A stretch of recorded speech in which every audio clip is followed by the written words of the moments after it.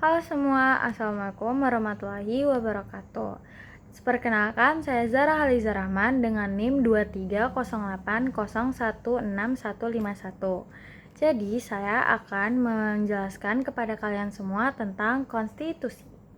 Jadi, apa itu konstitusi?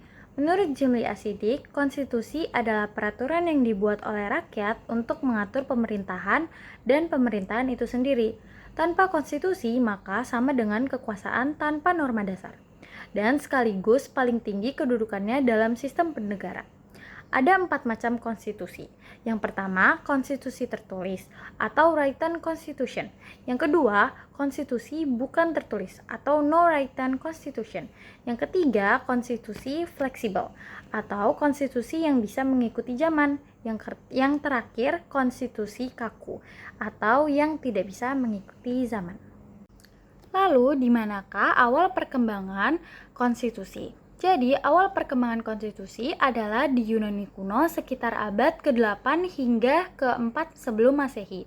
Di Yunani kuno terdapat perkembangan konsep-konsep politik yang memengaruhi pemikiran tentang konstitusi.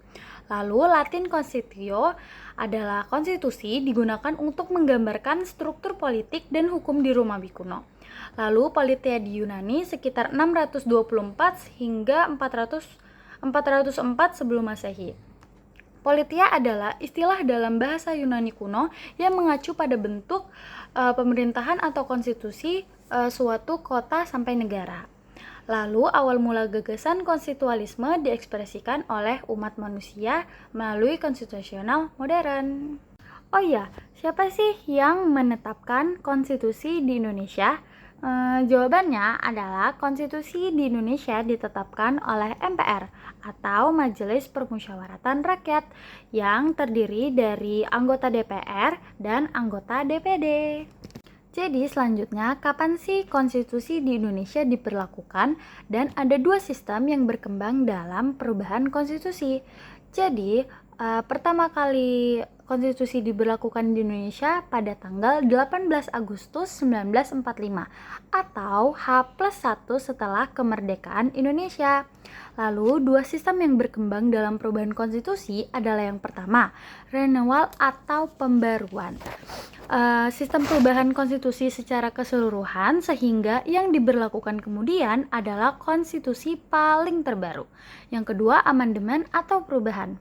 Perubahan konstitusi dengan tetap memberlakukan konstitusi yang asli. Selanjutnya, bagaimana prosedur perubahan konstitusi? Jadi, cara atau prosedur perubahan konstitusi melalui 4 macam, yaitu yang pertama, perubahan konstitusi yang dilakukan oleh pemegang kekuasaan legislatif menurut pembatasan-pembatasan tertentu. Yang kedua, perubahan konstitusi yang dilakukan oleh rakyat melalui suatu referendum. Yang ketiga, perubahan konstitusi yang dilakukan oleh sejumlah negara-negara bagian yang terdapat pada negara-negara serikat. Yang keempat atau yang terakhir, perubahan konstitusi yang dilakukan dalam suatu konvensi atau dilakukan oleh suatu lembaga negara khusus yang dibentuk hanya untuk keperluan keperubahan. Selanjutnya, kalian tahu nggak sih mengapa konstitusi itu penting? Karena konstitusi memiliki 3 nilai, yaitu nilai yang pertama adalah nilai normatif atau normative value. Konstitusi sebagai panduan bagi pemerintah dan masyarakat dalam bertindak. Yang kedua, nilai nominal atau nominal value adalah nilai-nilai yang tercantum dalam konstitusi seperti kebebasan beragama, hak dalam pekerjaan atau hak mendapatkan ilmu atau pendidikan. Yang ketiga, nilai sematik atau semantic value. Nilai sematik berkaitan dengan makna serta bagaimana nilai-nilai tersebut diterapkan dalam konteks sosial, politik, dan hukum. Oh iya, kalian perlu ketahui materi muatan konstitusi. Materi-materi muatan konstitusi adalah yang pertama, bentuk negara. Yang kedua, bentuk pemerintahan. Yang ketiga, sistem pemerintahan. Yang keempat, organ-organ negara. Dan yang terakhir, pembagian kekuasaan. Oke guys, jadi sekian pembahasan dari saya tentang materi konstitusi. Sekalian saya mengerjakan UTS dari Bapak Alfian SHMH selaku dosen pengampu mata kuliah Hukum Tata Negara.